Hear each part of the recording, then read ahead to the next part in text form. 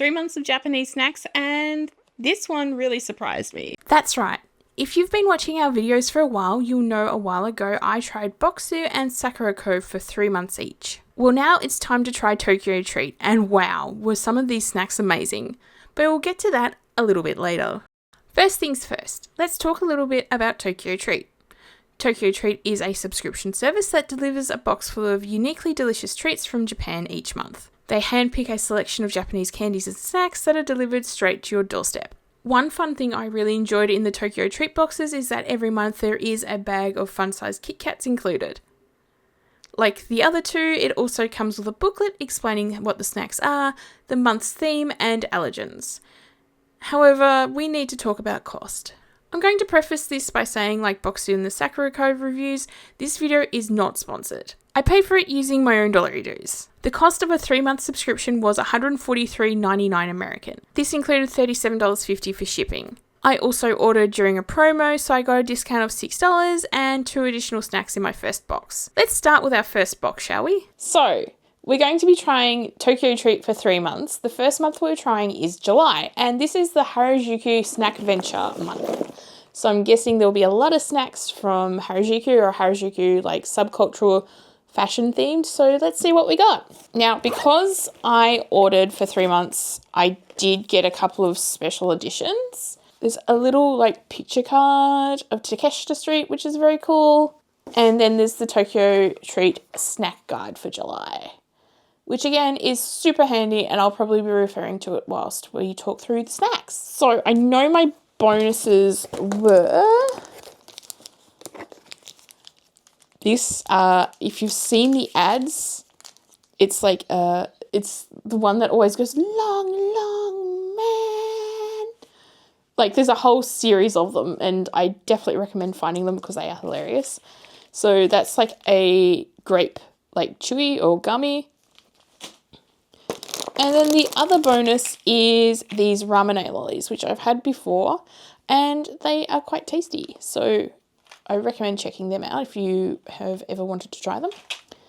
Now, I'm fairly certain a lot of this will be easy to find in convenies in Japan or in supermarkets in Japan as well. But I'm in Tasmania, so a bit hard to get there every day when I want something.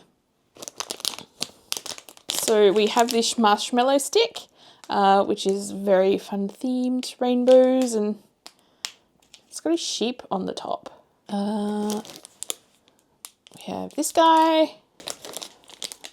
That feels like a biscuit or some sort of like, almost like half a macaron. I don't want to open these and then not eat them straight away. So you're going to get a lot of footage in which I'm wearing different clothes, or even Ben's eating it. And we'll talk through what it tastes like and what it is and things like that. A belt gummy.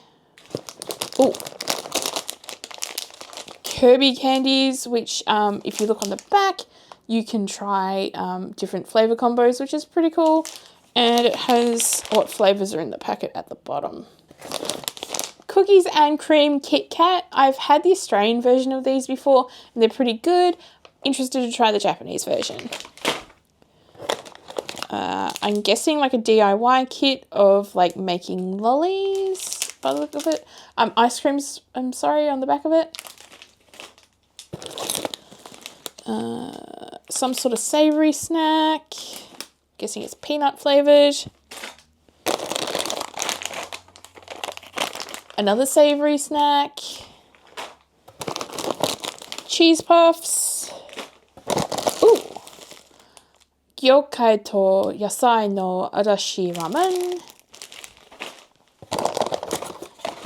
Salty lemon pretzel. I've had these before and they are delicious.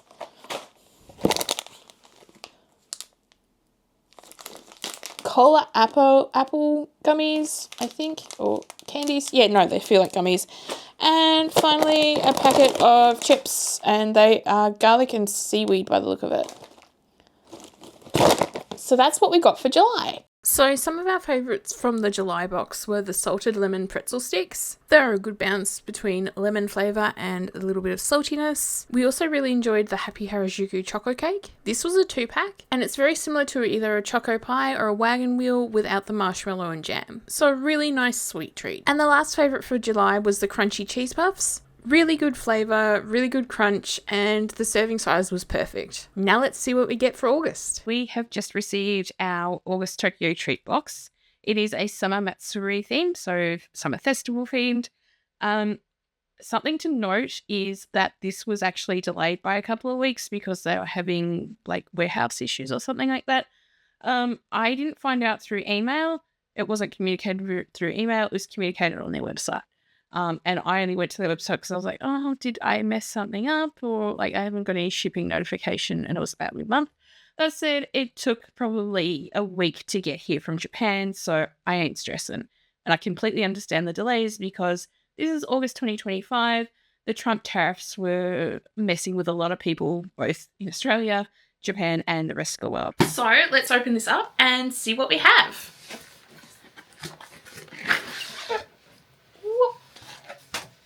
There goes the postcard. There's our guide for the month. So I will be referring to that through the video, this part of the video. Let's see. Starting off, we have these little, the jellies that are kakigori flavoured. So different flavours of shaved ice. I actually think these were available in Australia about 25-30 years ago because I remember distinctly eating them. And if they are what I remember them to be, they are absolutely delicious. And I'm very disappointed that they're no longer readily available in Australia. Next is, it's a fairy floss. Or cotton candy, depending on what part of the world you live in. So that will be interesting to try. Now, I've had these before and they are absolutely amazing. They are a roasted soy sauce flavoured corn snack. They are absolutely delicious and I'm very excited to have these again. Make your own cotton candy apple. I absolutely love these DIY kits. We've done a lot of shorts of the crazy ones. So I am looking forward to trying this and seeing how easy it is because it is all in Japanese. Some Hello Kitty marshmallows that have like a gummy in the middle by the look of it. So we'll have to have a look into them a bit more later on. Eggplant miso soup, which will be interesting to try. I like miso soup and I have only recently discovered that I enjoy eggplant in certain dishes, so especially with miso, so I'm curious to see how good this tastes. A strawberry dorayaki. That will be very tasty. Even though it is Matsuri, dorayaki are still pretty popular regardless of the season. Wasabi peas. They're pretty common in Australia, especially down in Tasmania. Like mini donuts. Yeah. Young donut, mini donuts, and I can't remember those Sanrio characters. Fake Sanrio fan. Oh my god. So there's little twin stars. My Melody, Hello Kitty, and they're in like their retro designs. Kotsuboko, so they look like little corn snacks. I imagine honey and soy sauce flavored, which is an amazing pairing. We have honey and soy sauce chips here that are absolutely delicious. So these will be amazing, hopefully.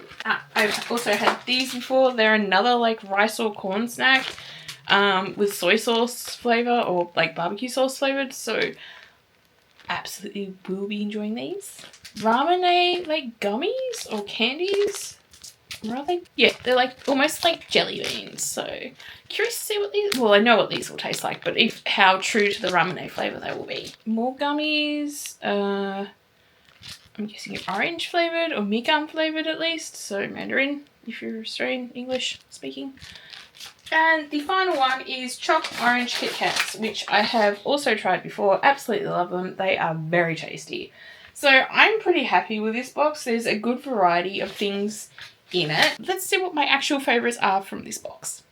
So for the August Tokyo Treat box, we had tried a couple of these before, so I'm not going to include them in this roundup, but our favourites for this month were the mini sugar donuts. The texture was good, the size was adorable, loved the packaging, and all round a really good sweet treat. Next was the strawberry daifuku. This was part of the snack gacha for the Matsuri box, and it was absolutely delicious. My only problem with it is that there was only one. And our final favourite for this month is the honey fried rice crackers. The rice crackers was nice and crunchy, and the honey gave a lovely sweetness. That said, everything in this box was amazing, and it was probably the strongest box out of the three. Now let's see what we get in September. Actually got the camera rolling this time. So this is the third and final box from the Tokyo Treat trio that we're trying, and it's for September, and it's Skimi themed, so the Moon Festival.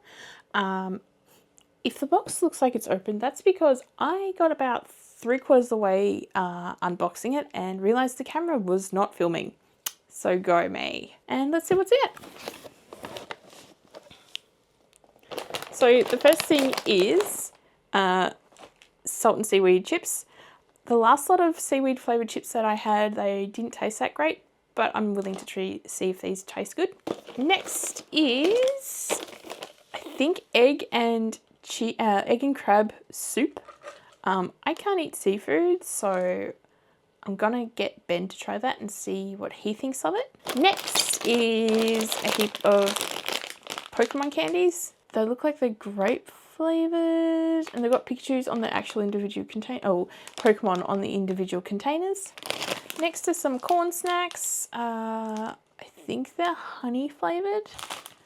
Next is a pastry. Looks pretty cute, pretty basic, but you know it's going to taste good. Next is some star-shaped choco corn snacks. They should be pretty tasty as well, I imagine. Next we have up is a matcha bumkokken. I'm fairly certain I'm not saying that correctly. I quite enjoy these regardless of the flavour.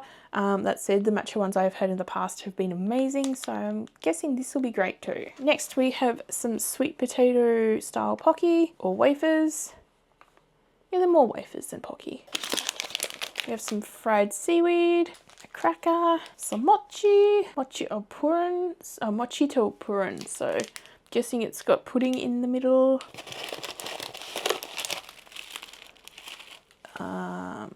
I'm guessing this is like rice, like puffed rice. Yeah, it looks like puffed rice. I'm guessing it's flavoured. Cute packaging. And finally we have the Kit Kat bag of the month, which is Mont Blanc flavoured. So that's this month's box. Let's see what was good out of it. And our favourites for September were the sweet potato wafer rolls. These were an absolute standout. The texture was great and the taste was spot on with the sweet potato. They also smelt amazing. Another favourite was the Heartwarming Harvest cookie. Really simple, flaky layers of pie dough coated in sugar, and it was just tasty. And our final favourite for September was the Moontastic Pudding Mochi. The middle was purin, the mochi was nice and bouncy, and the middle being purin and a little bit of marshmallow as well, I think, was really nice. It wasn't overly sugary, it just was really well balanced. Let's start with some highlights. So there was a great range of snacks. Some from the Conbini, some that are artisanal, some that are in between that we can find in Australia, which is really cool. It was really convenient because obviously you can't run to Japan all the time. I mean, I wish I could, but it's a 9-hour flight from the mainland of Australia, and then we have to take another flight from Tasmania and wait overnight, so not that convenient. There's a lot of information on the website before ordering, so information about postage, information about what to expect, which was really good.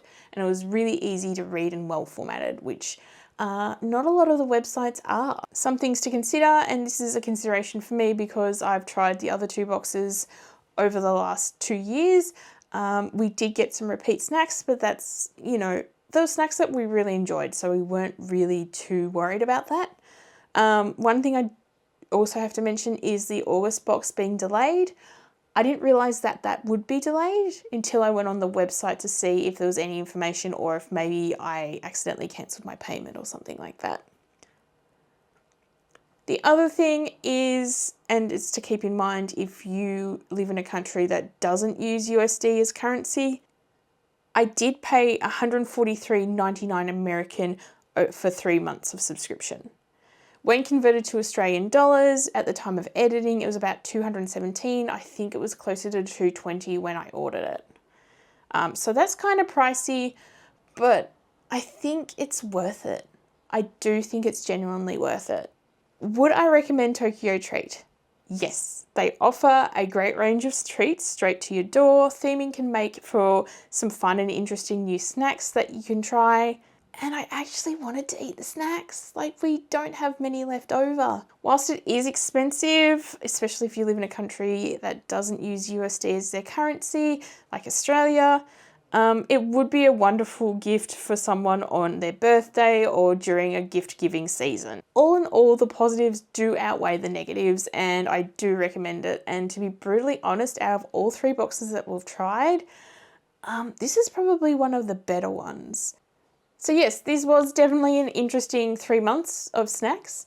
I'm glad that we tried it. I'm glad that I have now covered like the big 3. If there's any other subscription boxes from Japan or anywhere else in the world that you'd like me to try, whether it be snack or something else, let me know in the comments below because I would love to try them for you. Thank you very much for watching. If you enjoyed the video, make sure you subscribe or leave a like. Thanks for watching.